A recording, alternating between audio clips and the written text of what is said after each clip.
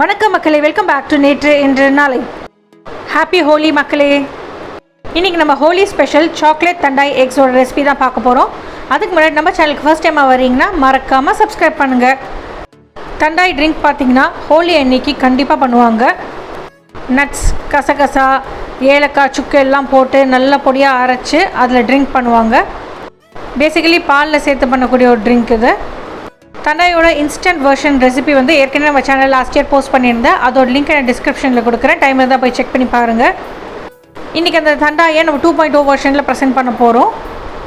கிட்ஸுக்கு பிடிச்ச மாதிரி பார்ட்டி ஸ்பெஷலாக எக்ஸ்குள்ளே ப்ளேஸ் பண்ணி நம்ம தண்டாய் பண்ணுறோம். இதுக்கு பால் தேவையில்லை, நம்ம பால் பவுடர் வச்சு தான் பண்ண போகிறோம். முதல் ஸ்டெப்பாக அந்த ஷெல் பண்ணுறதுக்கு நம்ம காம்பவுண்ட் சாக்லேட்டை உருக்கிக்கலாம். நான் இன்றைக்கி டார்க் சாக்லேட் தான் எடுத்திருக்கேன். 1.5 ஸ்லாப் யூஸ் பண்ணியிருக்கேன்.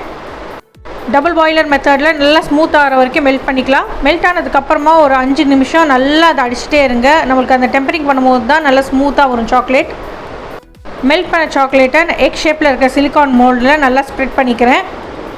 காலி இடங்கள் எதுவும் தெரியாதபடி கொஞ்சம் பொறுமையாகவே நல்லா ஸ்ப்ரெட் பண்ணி விடுங்க. உங்கள்கிட்ட ப்ரஷ் இருந்தால் நீங்கள் ப்ரஷ் யூஸ் பண்ணலாம், இல்லைன்னா ஸ்பூனை வச்சே ஸ்ப்ரெட் பண்ணலாம். இந்த மாதிரி எல்லா மோல்ட்லேயும் கொஞ்சம் கூட மோல்டே தெரியாதபடி ஈவனாக ஸ்ப்ரெட் பண்ணிவிட்டு ஒரு 5-10 நிமிஷத்துக்கு ஃப்ரீசரில் வச்சுடுங்க. இந்த 5 மினிட்ஸ்லேயே உங்களுக்கு ஃப்ரீசரில் நல்லா ஹார்டாக செட் ஆகிடும். ஏன்னா நம்ம தின் லேயர் தான் போட்டிருக்கோம். இந்த தின் லேயர் போதாது, இன்னும் 2-3 லேயர் நம்ம கொடுக்க போகிறோம். ஒரு 5 to 10 மினிட்ஸ்லேயே உங்களுக்கு ஃப்ரீசரில் செட் ஆகிடும். செட் ஆனதுக்கப்புறம் வெளியே எடுத்துகிட்டு அந்த சாக்லேட்டை திருப்பி நீங்கள் மெல்ட் பண்ணிவிட்டு இன்னொரு கோட்டிங் கொடுங்க. செகண்ட் கோட்டிங் கொடுக்கும்போது உங்களுக்கு நல்லா ஸ்டிஃபாக ஹார்டாக ஆகிடும். ஒரு கோட்டிங்கில் பார்த்திங்கன்னா ரொம்ப தின்னாக இருக்கும். மோல்ட்லேருந்து எடுக்கும் போதே உங்களுக்கு உடஞ்சிடும். உங்களுக்கு டவுட்டாக இருந்தால் நீங்கள் தேர்ட் கோட்டிங் கூட கொடுத்துக்கலாம். நல்லா சாக்லேட் கெட்டியாக ஸ்டிஃபாக உங்களுக்கு உடையாதபடி இருக்கும். நீங்கள் உருக்கி வச்ச சாக்லேட் திருப்பி ஹார்ட் ஆகிடுச்சுன்னா அந்த வெந்நீர் டபுள் பாய்லர் வச்சுருந்தோம் இல்லையா, அதிலே திருப்பி உருக்கிக்கோங்க.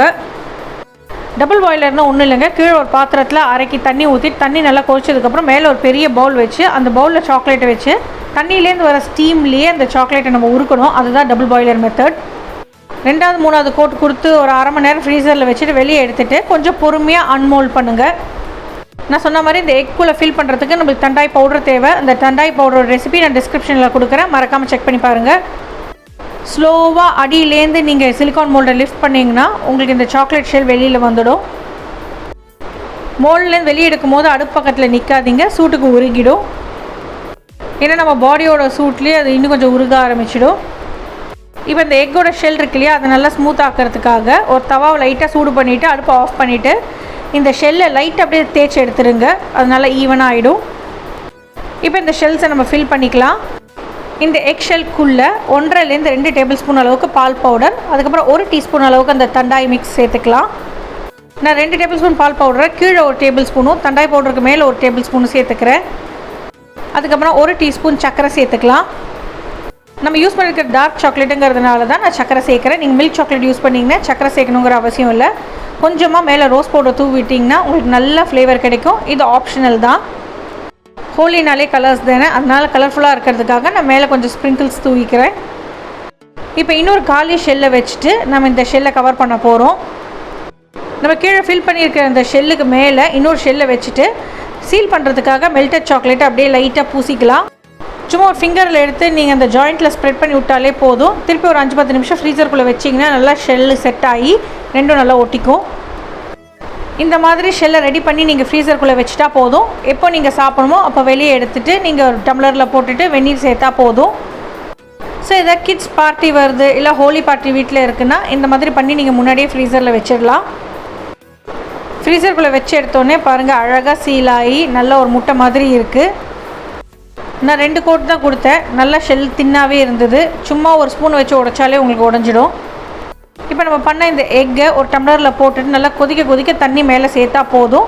சூட்டில் அந்த ஷெல் உருகி உள்ளே இருக்கிற பால் பவுடர்லாம் உங்களுக்கு வெளியில் வந்துடும். ஒரு ஸ்பூன் போட்டு நல்லா மிக்ஸ் பண்ணால் போதும், உங்களுக்கு சாக்லேட் தண்டாய் ட்ரிங்க் ரெடி ஆகிடும்.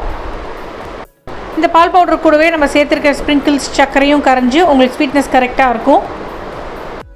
திக்னஸ் உங்களோட டேஸ்ட்டுக்கு ஏற்ற மாதிரி நீங்கள் தண்ணி சேர்த்து அட்ஜஸ்ட் பண்ணிக்கோங்க. அவ்வளோதான், நம்மளோட party style Holi special drink ready. நீங்களும் உங்கள் வீட்டில் ட்ரை பண்ணி பார்த்துட்டு உங்கள் கெஸ்ட்டை அசத்துங்க. இந்த மாதிரி பண்ணும்போது கிட்ஸ்லாம் ரொம்பவே நல்லா என்ஜாய் பண்ணுவாங்க. இந்த ரெசிபி உங்கள் வீட்டில் ட்ரை பண்ணி பாருங்கள். ட்ரை பண்ணி பார்த்துட்டு எப்படி இருக்குன்னு சொல்லுங்கள். நம்ம சேனலுக்கு ஃபஸ்ட் டைமாக வரீங்கன்னா லைக் பண்ணுங்கள், ஷேர் பண்ணுங்கள், மறக்காமல் சப்ஸ்கிரைப் பண்ணுங்கள். இன்னொரு நல்ல ரெசிபியோடு உங்களை நான் நாளைக்கு சந்திக்கிறேன். Until then, take care. Bye bye. Thanks for watching.